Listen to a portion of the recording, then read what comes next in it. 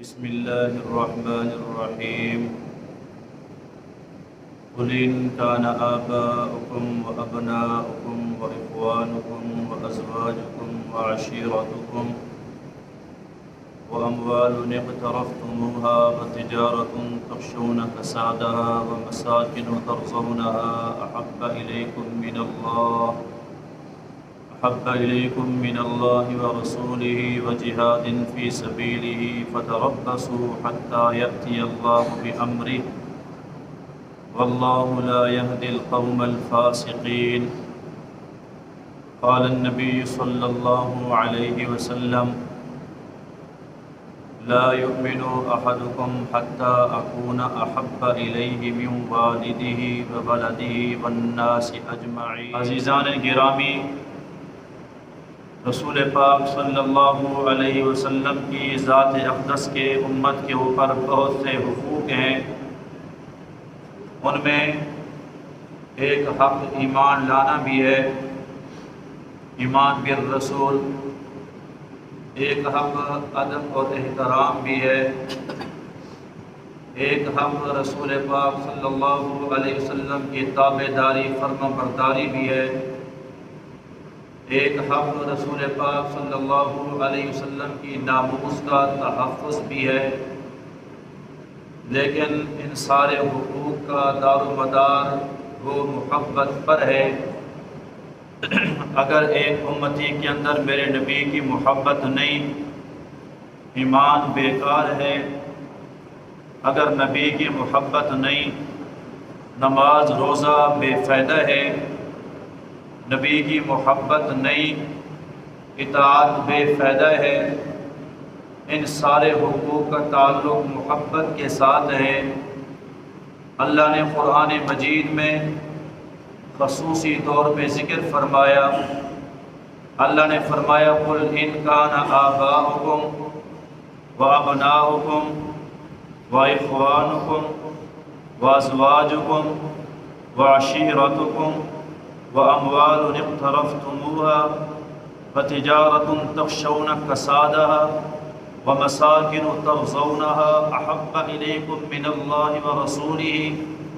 اے نبی جی، اپنی امت کو فرما دیجئے، اگر تمہارے ماں باپ، اگر تمہاری اولاد، اگر تمہارے بھائی، اگر تمہاری بیویاں، اگر تمہارے رشتہ دار، اگر تمہاری تجارت، اگر تمہاری معیشت، اگر تمہارے محبوب کوٹھیاں، گھر، بڑے بڑے جناب محل جو آپ بناتے ہیں، اللہ اس کے رسول اور جہاد سے تمہیں زیادہ محبت رکھتے ہیں، زیادہ محبوب ہیں، فتربصوا حتی یأتی اللہ، پھر انتظار کرو اللہ کے حکم کا، اللہ کے امر کا، اللہ کے عذاب کا، کیونکہ اللہ نافرمانوں کو کبھی ہدایت نہیں دیتا۔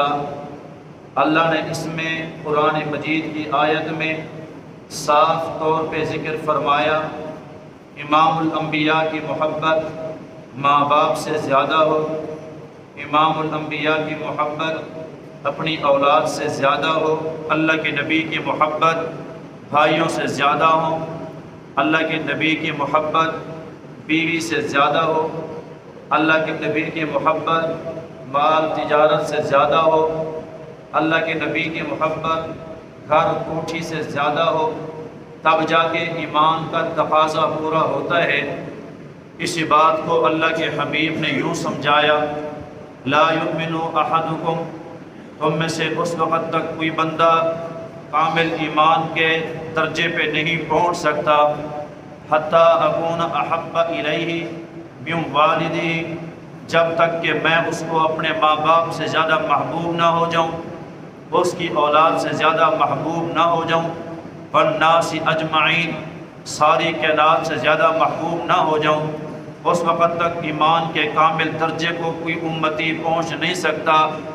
عزیزان گرامی، ہم نے اپنی اولادوں کو، ہم نے اپنے شاگردوں کو، ہم نے اپنے محنت کرنے والے مزدوروں کو، ہم نے اپنے ماتحتوں کو سر سید کی کہانیاں، ان کی زندگی پڑھائی، فیض اعظم محمد علی جناح کی سیرت پڑھائی، علامہ اقبال کا تعارف کروایا، میجر عزیز بھٹی کی کتابیں ان کو پڑھائی، ہم نے اپنی اولادوں کو لیلا مجنوں کے قصے سنائے، ہم نے اپنی اولادوں کو ہیر راجہ کی کہانیاں سنائیں، اگر نہیں سنائی تو نبی پاک صلی اللہ علیہ وسلم کی کہانی، آپ کی سیرت نہیں سنائی، جبکہ یہ پہلا حق تھا کہ ہم اپنی اولاد کے اندر اللہ کے نبی کی محبت کی گھٹی ڈالتے۔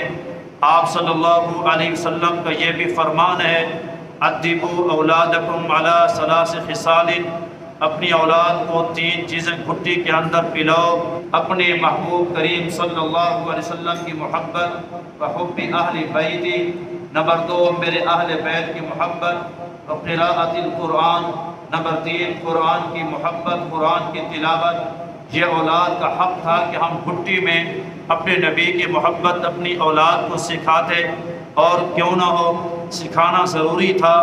یاد رکھیں یہ محبت 3 قسم کی ہوتی ہے، ایک محبت عظمت ہوتی ہے، ایک محبت شفقت ہوتی ہے، ایک محبت استحسانی ہوتی ہے۔ محبت عظمت تو یہ ہے جیسا کہ ایک بیٹا اپنے باپ سے محبت کرتا ہے، یہ عظمت کا درجہ ہے کہ باپ سے ڈرتا ہے، باپ کی عظمت دل میں رکھتا ہے۔ اس کا اللہ کے نبی نے فرمایا حتی اکون احب الیہ من والدہ، یہ عظمت کی محبت بھی میرے ساتھ کرنا۔ دوسری محبت ہوتی ہے محبت شفقت، جو ایک باپ کو اولاد کے ساتھ ہوتی ہے، اولاد کے ساتھ شفقت کی محبت ہوتی ہے۔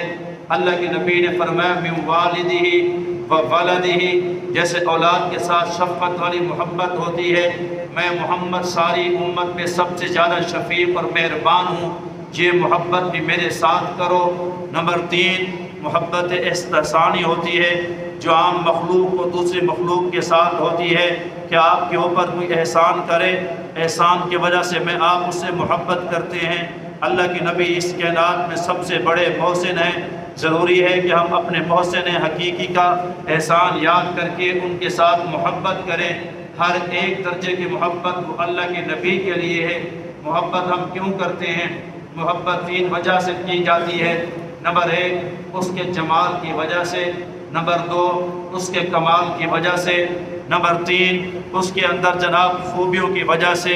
یہ ہم اس وجہ سے احسان کی وجہ سے کہ میں اس کے ساتھ محبت کرتا ہوں، فلانا حسین بہت ہے، میں اس کے ساتھ محبت کرتا ہوں، بڑا ذہین عالم فتین ہنر مند بہت ہے، میں اس کے ساتھ محبت کرتا ہوں کہ اس نے میری جان بچائی تھی، میرے اوپر احسان بہت ہیں۔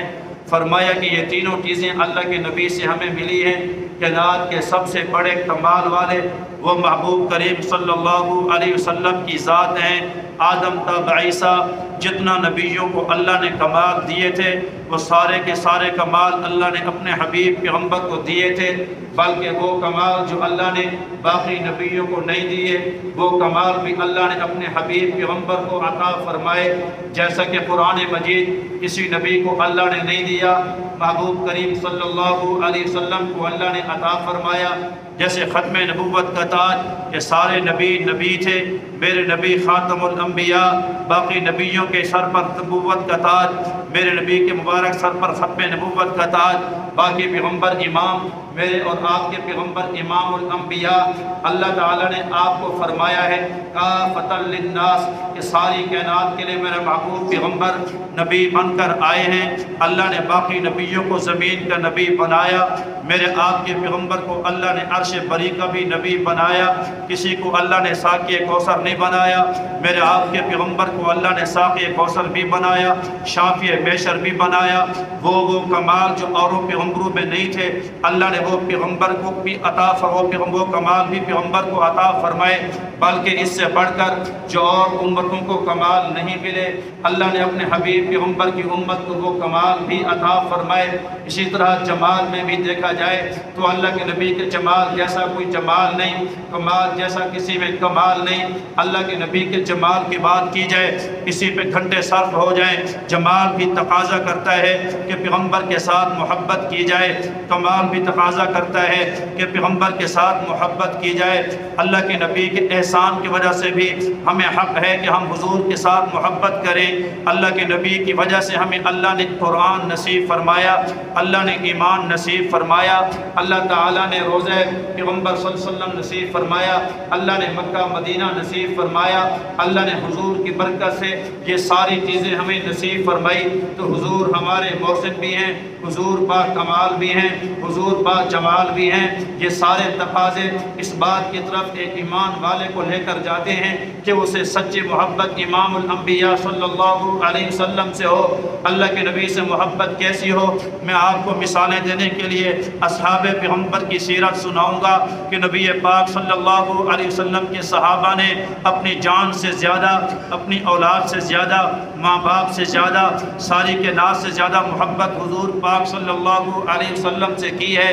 آپ پڑھنا کبھی بدر کبریٰ کو اور جناب جنگ بدر کو، جنگ بدر کے اندر آمنا سامنا ہوا، 313 صحابہ کا آمنا سامنا ہوا 1000 کے لشکر کے ساتھ۔ یہاں سے ایک صحابی ہے جس کو دنیا ابو عبیدہ بن جراح رضی اللہ تعالی عنہ کے نام سے جانتی ہے، اور جراح جو آپ کا باب ہے وہ کافروں کے ساتھ لڑنے آیا، ابو عبیدہ مسلمانوں کی صف کے اندر لڑنے آیا۔ جب گھمسان کی جنگ ہوئی اور تلواریں آپس میں چلنے لگی، حضرت ابو عبیدہ کی تلوار کے سامنے آپ کا ابا جراح آ گیا، تو آپ نے یہ نہیں کہا کہ باب ہے، آپ نے اپنی تلوار کے وار کے ساتھ باپ کا سر قلم کر کے امت کو سبق دے دیا کہ مجھے اپنے باپ سے زیادہ اپنے حبیب پیغمبر سے محبت ہے۔ اسی جنگ بدر کے اندر یہ آمنا سامنا ہوا حضرت ابو بکر صدیق رضی اللہ تعالی عنہ کا، حضرت عبد الرحمن بن ابی بکر رضی اللہ تعالی عنہ کا۔ حضرت عبد الرحمن بن ابی بکر اس وقت مسلمان نہیں تھے، یہ آئے تھے جناب کافروں کے ساتھ، ابو بکر صدیق آئے تھے محبوب پیغمبر کے ساتھ۔ جنگ ختم ہوئی، اللہ نے اسلام کی فجر اسلام کی توفیق عطا فرمائی عبد الرحمن بن ابی بکر کو۔ بیٹا مسلمان ہونے کے بعد ایک مرتبہ عرض کرنے لگا، ابا جنگ کے اندر آپ بار بار میرے نشانے پہ آتے تھے، لیکن میں باپ سمجھ کے نشانہ چکا جاتا تھا، میں نے آپ کو تلوار نہیں ماری کہ باب ہے۔ ابو بکر صدیق نے فوراً برجستہ جواب دیا، کہا بیٹا تو نے غیرت کی، تو نے باپ سمجھ کے چھوڑ دیا، اللہ کی قسم ہے تو اگر میرے نشانے پہ آ جاتا میں تجھے بیٹا سمجھ کے نہ چھوڑتا بلکہ نبی کا دشمن سمجھ کے تیری گردن دھڑتے جدا کر دیتا، کیونکہ حضور نے فرمایا لا یؤمن احدکم حتی اکون احب الیہ من والدہ وولدہ والناس اجمعین۔ ساری کے ناس سے زیادہ محبت اللہ کے نبی سے، اولاد سے زیادہ محبت اللہ کے نبی سے، ماں باپ سے زیادہ محبت اللہ کے نبی سے۔ چلو باپ تو باپ ہے، تھوڑا سا اس کے اندر جناب روب دبدبا اور جناب محبت کم ہوتی ہے، ماں کے اندر شفقتیں محبتیں زیادہ ہوتی ہیں۔ کبھی بیٹھ کر یہ نہ سوچنا کہ صحابی رسول اگر ایک ماں ہوتی تو پگھل جاتا۔ میں اس کی مثال بھی قرآن سے آپ کو سناتا ہوں۔ جناب سیدنا سعد بن ابی وقاص رضی اللہ تعالی عنہ جیسا ماں سے محبت کرنے والا صحابی ہے، لیکن ماں نے 3 دن 3 راتیں سوشل بائیکاٹ کر رکھا، اور جناب کھانے پینے سے اس نے جناب ہاتھ روک رکھا، گھر کی چھت سے جناب بے گھر ہو گئی اور دھوپ کے اندر بیٹھی ہوئی ہے۔ کہا میں مر جاؤں گی، لوگ کہیں گے ساتھ ماں مار ہے، اس کی وجہ سے ماں مر گئی، یا تو بھوک پیاس سے مجھے مرتا دیکھ یا نبی کا کلمہ چھوڑ دے۔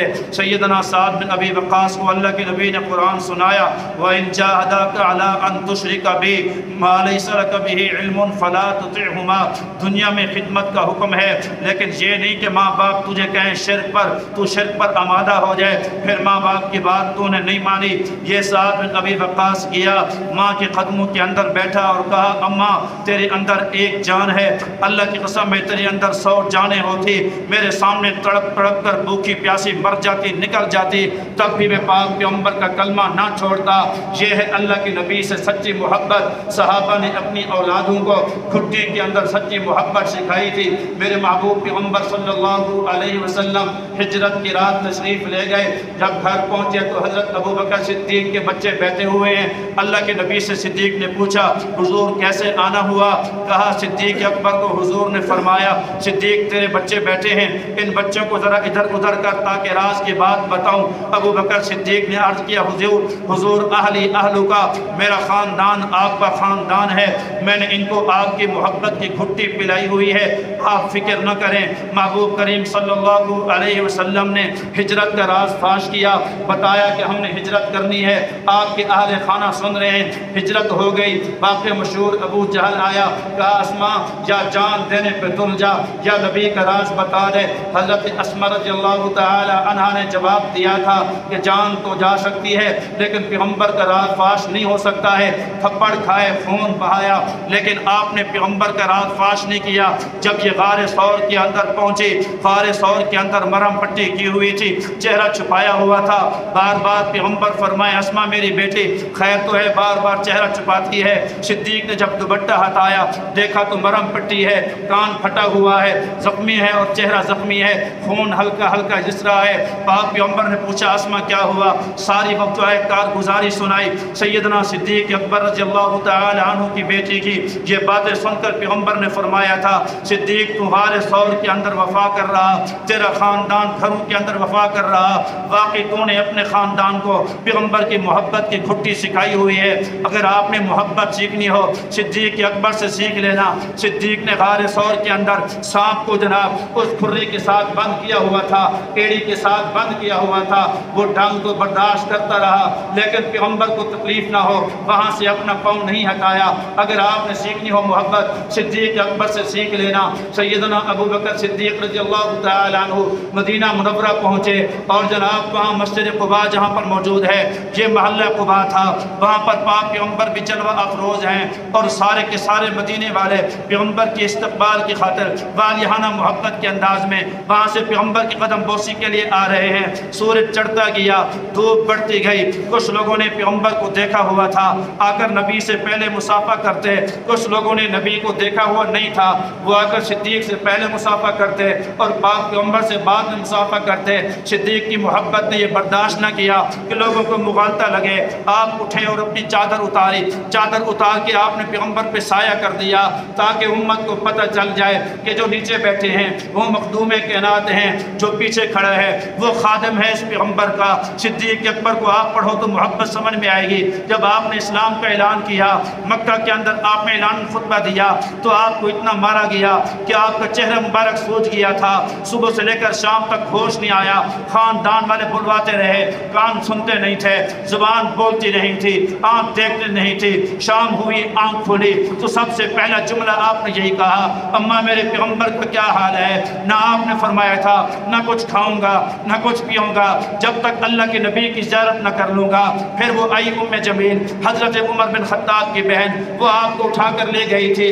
دار ارقم میں پاک پیغمبر موجود تھے، پاک پیغمبر نے دیکھا میرا زخمی صحابی آیا، آپ نے رفیق غار کو، رفیق مزار کو سینے کے ساتھ لگایا، اللہ کے نبی بھی پھوٹ پھوٹ کر روئے، صدیق اکبر بھی پھوٹ پھوٹ کر روئے۔ صحابہ کرام کہتے ہم نے دیکھا کہ صدیق اور پیغمبر کو روتا دیکھ کر سارے صحابہ رونے لگے۔ آپ نے محبت پڑھنی ہے تو صدیق کو پڑھنا۔ جب آپ کھڑے ہوتے خطبہ ارشاد فرماتے، کبھی کبھی آپ کہتے پاک پیغمبر کھڑے ہوئے تھے، پہلا خطبہ ارشاد فرمایا تھا جب یہ جملے آپ کے پاس آتے آپ پہ رقت طاری ہو جاتی، پیغمبر کا زمانہ یاد آ جاتا، بے ہوش ہو کے آپ گر پڑتے، پھر آپ کھڑے ہوتے، پھر پیغمبر کا تذکرہ کرتے، تیسری مرتبہ آپ جا کے خطبہ پورا کیا۔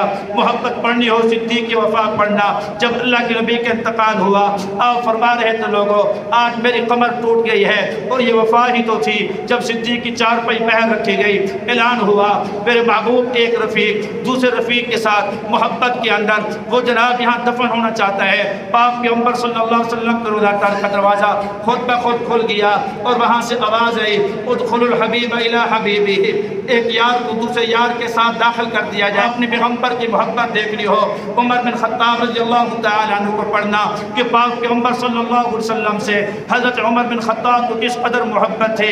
جب اللہ کے نبی بدر کے قیدیوں کے لیے پریشان تھے، انصار نے اعلان کیا ہوا تھا کہ ہم حضرت عباس اس وقت مسلمان نہیں ہوئے تھے کہ ہم حضرت عباس کو جناب قتل کریں گے۔ انصار تلواریں لیے پھرتے تھے۔ اللہ کے نبی کو رات کو نیند نہ آئی، عمر بن خطاب تشریف لے آئے، کہا محبوب خیر تو ہے؟ کہا میرے چچا جناب قید کے اندر ہے، اس کی مشقیں باندھی گئی ہیں، انصار اس کو قتل کرنا چاہتے ہیں، میں محمد نہیں چاہتا میرا چچا قتل ہو جائے۔ سیدنا عمر بن خطاب نے عرض کیا حضور اگر اجازت دے میں آپ کے چچے کو لے کر آؤں۔ فرمایا جاؤ لے کر آؤ۔ جب آپ لینے گئے انصار نے کہا عمرہ آج ہم آپ کو یہ چچا لے جانے نہیں دیں گے۔ فرمایا اگر پیغمبر چاہیں پھر بھی نہیں جانے دو گے؟ پھر صحابہ نے کہا پیغمبر پہ تو ہمارے جان مال قربان ہو جائیں، ہمارے ماں باپ قربان ہو جائیں، آپ لے جائیں۔ جب لے کے آنے لگے فرمایا عباس مسلمان ہو جا، اللہ کی قسم تیرا کلمہ پڑھنا مجھے اتنا محبوب ہے، اپنے باپ خطاب کا کلمہ اتنا محبوب نہ ہوتا جتنا پیغمبر کے چچے کا کلمہ پڑھنا عمر کو محبوب ہے۔ آپ نے عمر کی زندگی پڑھو تمہیں پاک پیغمبر کی محبت سمجھ میں آئے گی۔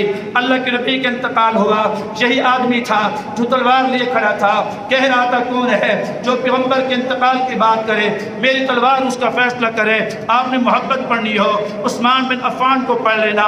عثمان بن عفان احرام باندھ کے گیا ہوا ہے، سالہ سال ہو گئے، بیت اللہ شریف کی زیارت نہیں ہوئی ہے، بیت اللہ شریف کا طواف نہیں کیا۔ سارے مکے کے کافر کہہ رہے ہیں عثمان تیرے ہم پر احسان ہے، تو چاہے تو جا کر طواف کر لے۔ عثمان نے کہا اللہ کی قسم ہے جب تک میرا حبیب پیغمبر طواف نہ کرے عثمان طواف نہیں کر سکتا۔ یہ محبت کا عالم یہ تھا۔ اللہ کے نبی سے صحابہ نے کہا محبوب عثمان کے کیا مزے ہوں گے، عثمان بیت اللہ کے طواف کر رہا ہوگا، حجر اسود کے بوسے دے رہا ہوگا۔ محبوب پیغمبر نے فرمایا جب تک میں محمد بیت اللہ کا طواف نہ کروں عثمان بھی طواف نہیں کرے گا۔ عثمان بن عفان کے بعد سیدنا علی المرتضیٰ کو پڑھنا کہ پاک پیغمبر صلی اللہ علیہ وسلم سے کیسی محبت تھی۔ یہ محبت کی انتہا نہیں کہ آپ جا کر مقتل گاہ کے اوپر سو گئے۔ اللہ کے نبی نے فرمایا 100 تلواریں چمک رہی ہیں، میرے بستر پہ سو جاؤ، صبح کو امانتیں واپس کر کے میرے پیچھے آ جانا۔ حضرت علی المرتضیٰ شیر خدا رضی اللہ تعالیٰ عنہ نے محبت کے اندر 100 تلواروں کے سائے میں بستر کے اوپر آرام کر رہے ہیں کہ میری جان جاتی ہے جائے پیغمبر کو ایک کانٹا بھی نہ چبھے۔ یہی علی المرتضیٰ تھے۔ جب پیغمبر کے انتقال پر ملال ہوا حضرت علی کو سلام کیا گیا، آپ کتنا بے ہوش تھے، سلام کا جواب نہ دیا گیا۔ آپ پڑھنا ابو الحسن رضی اللہ تعالیٰ عنہ کو ان کے گھر میں پاک پیغمبر مہمان ہوئے تھے۔ جب پاک پیغمبر مہمان ہوئے تو یہ باہر گئے ہوئے تھے، اے تو دیکھا اللہ کے نبی جلوہ افروز ہیں، صدیق اکبر جلوہ افروز ہیں، عمر بن خطاب جلوہ افروز ہیں۔ مسلمانوں تیرے میرے ہاں ایک عالم آ جائے خوشی کا ٹھکانہ نہیں ہوتا، ایک پیر آ جائے خوشی کا ٹھکانہ نہیں ہوتا۔ یار اس ابو الحسن کے خوش نصیبی کا کیا عالم ہوگا جس کے گھر میں امام الانبیاء خود مہمان بن کر آئے ہوں گے۔ آئے پیغمبر کے قدموں میں گر گئے، روتے رہے، پھر پیغمبر کو سینے سے لگایا، اپنا سینہ ٹچ کرنے لگے۔ پتہ تھا کہ جو جسم پیغمبر کے جسم سے لگ جائے جہنم کی آگ تو درکنار، دھواں حرام ہو جاتا ہے۔ زار و قطار ہونے کے بعد فرمایا آج ساری کائنات میں سب سے زیادہ خوش نصیب ہوں کہ محبوب پیغمبر میرے ہاں جلوہ افروز ہوئے۔ باغ میں لے گئے، پھر کھجوریں کھلائی، اللہ کے نبی کی دعائیں لی۔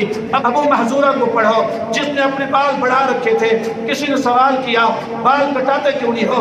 کہا محبوب پیغمبر نے مبارک ہاتھ لگائے تھے، میں چاہتا ہوں وہ مبارک ہاتھ کی برکت میرے اوپر مرتے دم تک رہے، میں ان بالوں کو کٹاؤں گا نہیں تاکہ یہ برکت مجھ سے چلی نہ جائے۔ او مسلمانوں دل میں ہو کر یاد محمد، یہی حال اچھا ہے، بات حمد کے گھر ہے، محمد کا خیال اچھا ہے۔ لوگ تو کہتے ہیں کہ ہے چاند بہت ہنسی، چاند یہ کہتا ہے کہ محمد کا جمال اچھا ہے۔ اونچا کہہ دیں سبحان اللہ۔ اپنی اولادوں کو رسول پاک صلی اللہ علیہ وسلم کی محبت سکھائیں۔ بہت کچھ سکھا دیا، انٹرنیٹ سکھا لیا، موبائل سکھا لیا، گیمیں سکھا لی، ہر کھلاڑی کا نام اس کو یاد، اداکاروں کا نام اس کو یاد ہے۔ اگر نہیں سکھائی تو ہم نے اپنے اولاد کو نبی کی سیرت اور محبت نہیں سکھائی۔ محبت ہوتی ہے اللہ کی قسم یہ نوجوان صبح صبح داڑھی نہ کٹواتا، محبت ہوتی تو اس کے ٹخنے ہمیشہ چھپے ہوئے نہ ہو، اس کو محبت ہوتی ماہ رمضان میں تراویح کے ٹائم یہ باہر نہ بیٹھا ہو، محبت ہوتی تو فرض نماز اس کی نہ چھوڑتی۔ یہ اتباع رسول کا نہ ہونا اس بات کی نشانی ہے کہ اس کو اصلی محبت نبی پاک صلی اللہ علیہ وسلم سے نہیں ہے۔ اللہ مجھے آپ کو سچی محبت اپنے نبی سے نصیب فرمائے۔ اللہ ہماری اولادوں کو بھی رسول پاک صلی اللہ علیہ وسلم کی سچی محبت نصیب فرمائے۔ جو کچھ کہا سنا گیا اللہ عمل پیرا ہونے کی توفیق نصیب فرمائے۔